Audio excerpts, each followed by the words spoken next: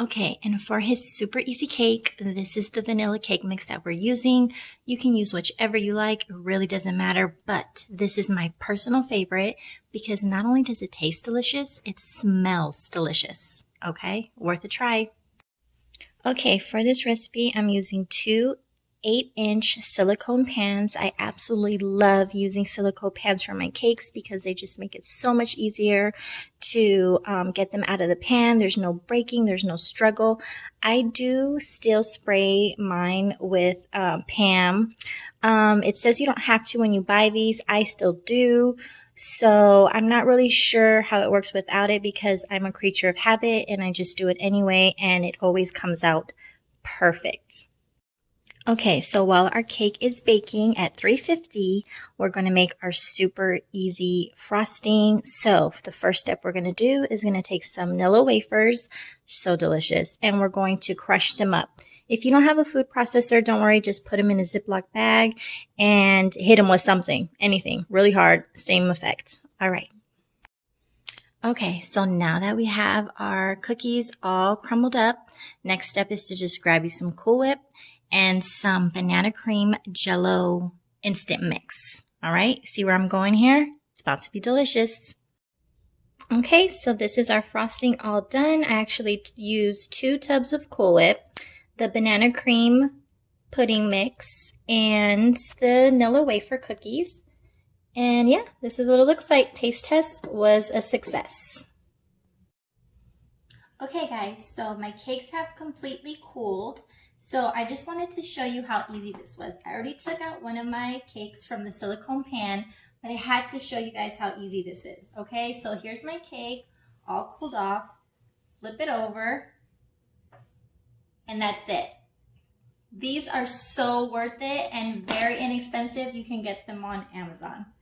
All right, so again from Amazon.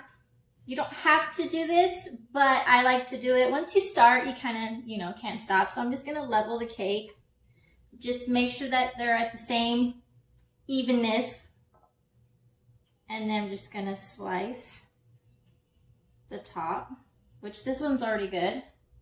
This is the one that's kind of funky. So now they'll be exactly the same. All right, and you can even use this to make like cake pops later. Super simple. Can I talk? I guess not. I'm kind of hungry. Okay, guys. So move on to the next step. Okay, back. Next step.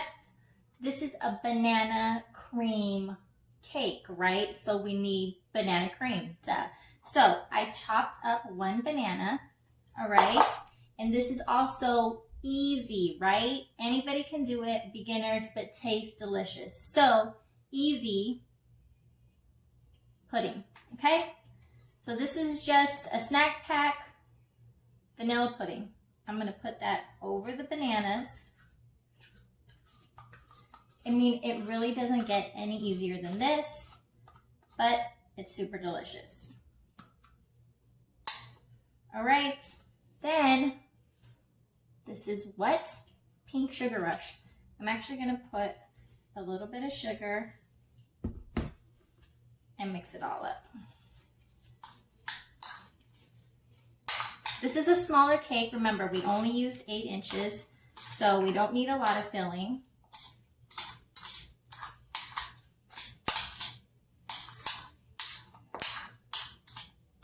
So it's kind of like, banana pudding, yummy.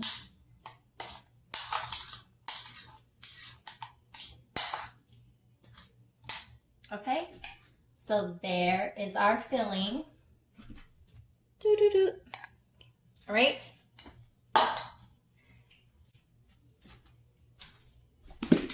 Next step. Okay, next step. Because I'm going to store his birthday cake in this, I'm actually just going to automatically put it on here. Okay, you can use one of those cardboards or a different plate, but I think this is so much easier, and we're all about easy, to just set it on this because this is what I'm keeping it in, okay? So I have my little spin table. I'm gonna put it right on that.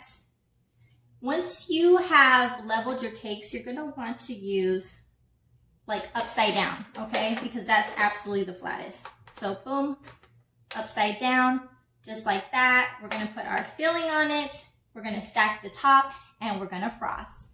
All right, so easy peasy. Use whatever you're gonna store it in.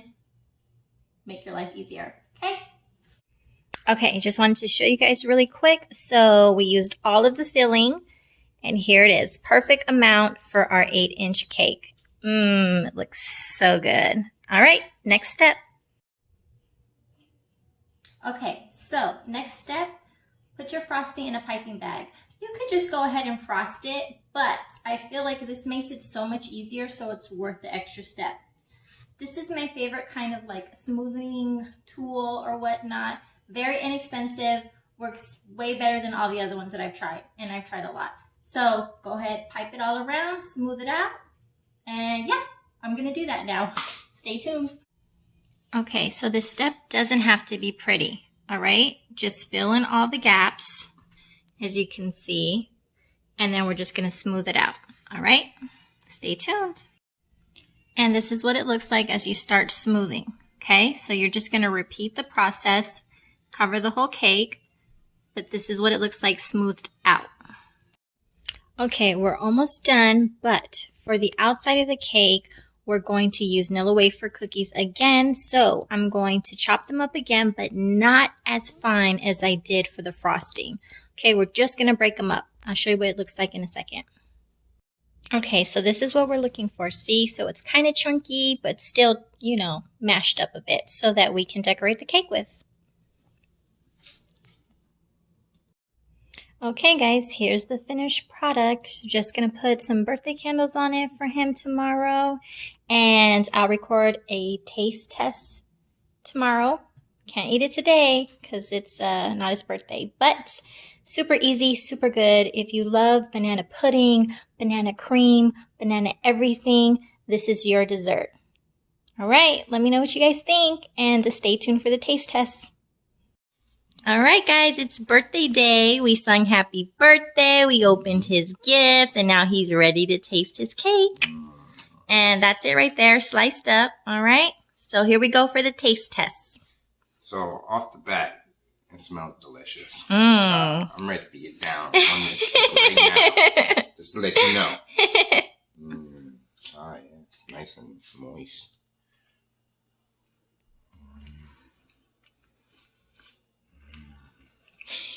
The noises. Oh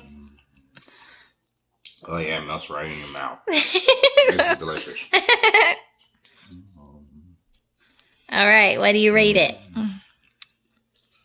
This is 10. A 10? We're supposed to do letters. Oh yeah. It's all right. So it gets an 8? It gets an 8+. All right. This is delicious. All right, it was a success, everybody. All right, see you guys next time. Bye.